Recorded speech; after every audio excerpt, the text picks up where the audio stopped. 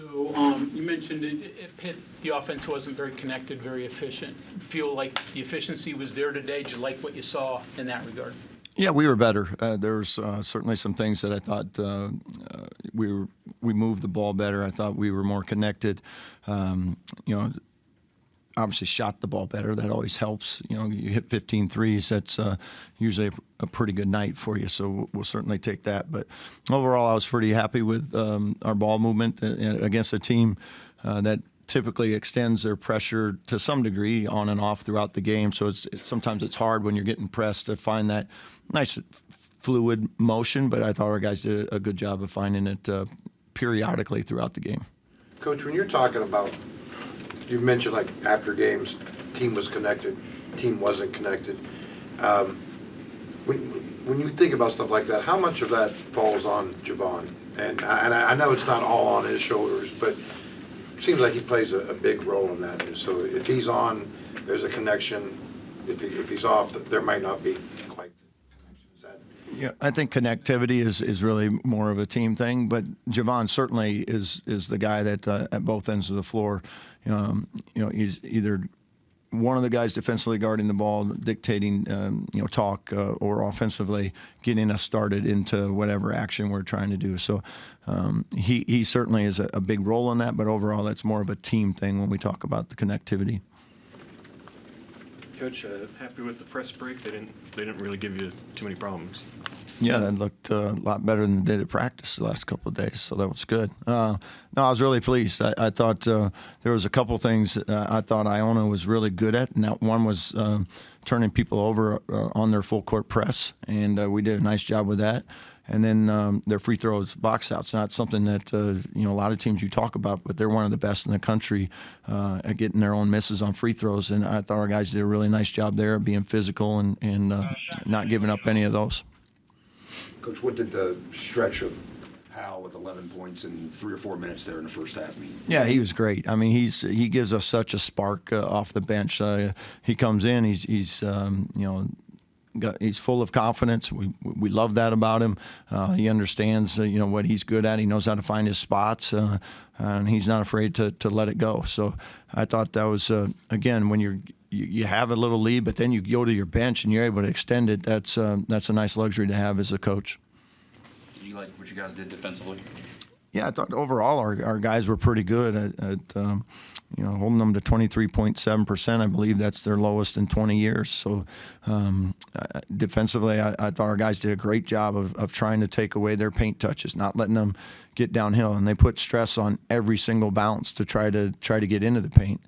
So guys did a nice job there, and it takes a lot of communication too, because they do a lot of little brush screens and things like that. So I thought our versatility of being able to switch at times 1 through 5, and guys were able to still fight, and I thought we had some good double teams off the mismatches as well that guys executed, not only the double team but also the rotations on the backside.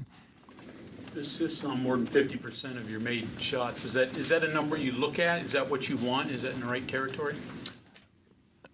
Again, we don't look for a percentage on how many baskets are assisted, because some nights there's no opportunity there. It's just we're setting a ball screen and we want you to get downhill and go make the layup. So it all kind of depends on how the game and what it's given to you from that end of the floor. Of we love to have that assist to turnover be better. That was probably the main thing that we look at.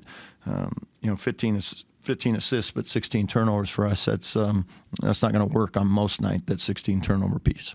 You've talked a lot that some nights you're a certain kind of team, and some nights other. You might be 3-point shooting. You might be doing other things. Is it important that the game dictate to you what you be rather than you dictate to the game? I think it's a mixture.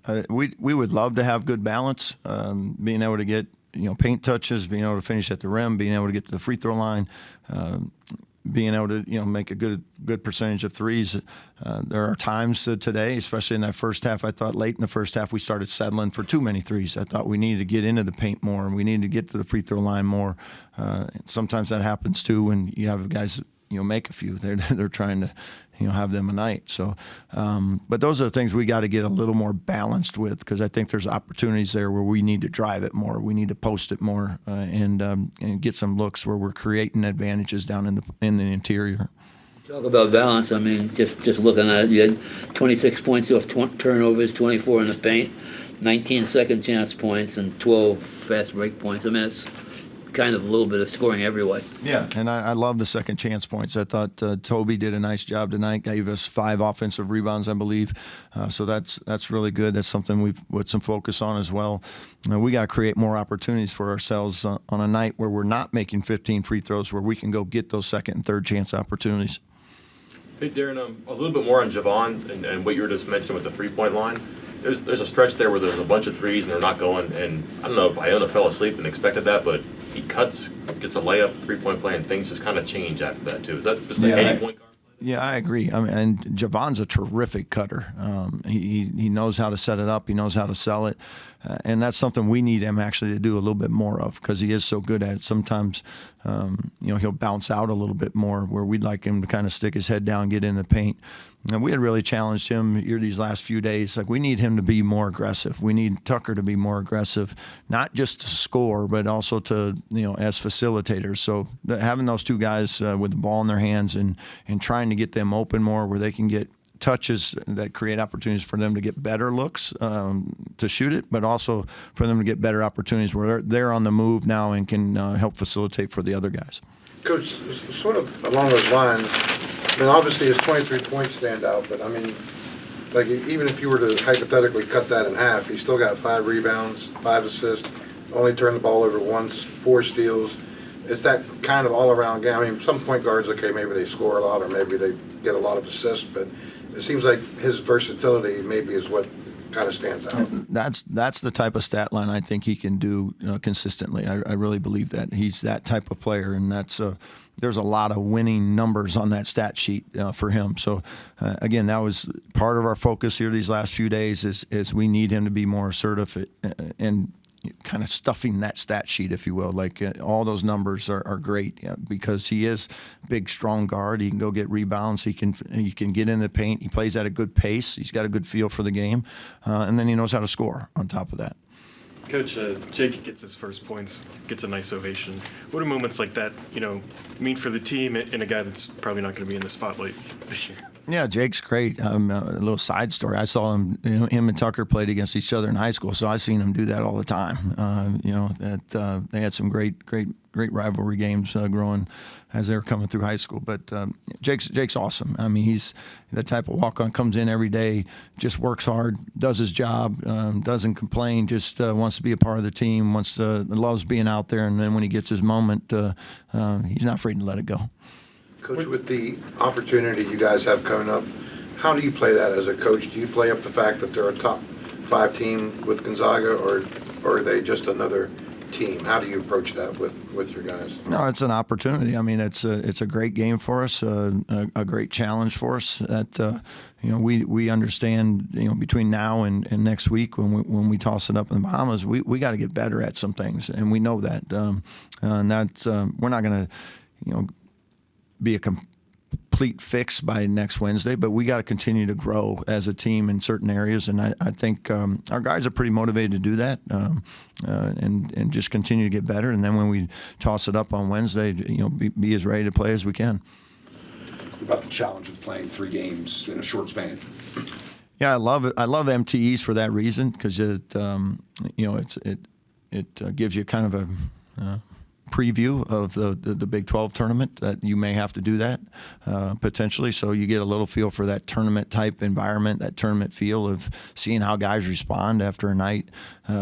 They've guaranteed these 3 games, but we're going to have a real good idea, like, hey, maybe we need to sub a little bit more or whatever it might be, and be able to get some feedback from this tournament. But I love the challenge of this tournament. Every night's win or lose, there's the field is loaded. So it's going to be 3 really good games for us to prepare for and go down there and try to get some wins.